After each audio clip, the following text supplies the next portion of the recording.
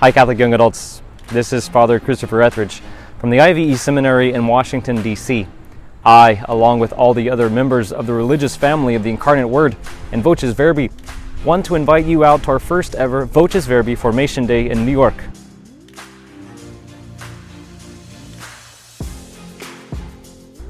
Let's cut to the chase. Christ is the only sure foundation upon which we can build our lives. And so we are seeking to restore all things, especially the lives of Catholic young adults, in Christ. Join us for a day-long event featuring talks by Mr. Alan Smith, expert on Bishop Fulton Sheen, as he shares with us Bishop Sheen's wisdom on authentic freedom in the modern world. He will also give various workshops, especially one in particular for men, entitled Priest, Prophet, and King. Where do I begin? Also, he'll speak to many of us about Calvary in the Mass, how we not only can be present at Mass, but fully live the Mass and live it each and every day. The day will also include adoration, Mass, confessions, recreation, lunch, and much more. So please, come and join us. Registrations are open, and we look forward to seeing you there. Long live Christ the King. Long live our Blessed Mother.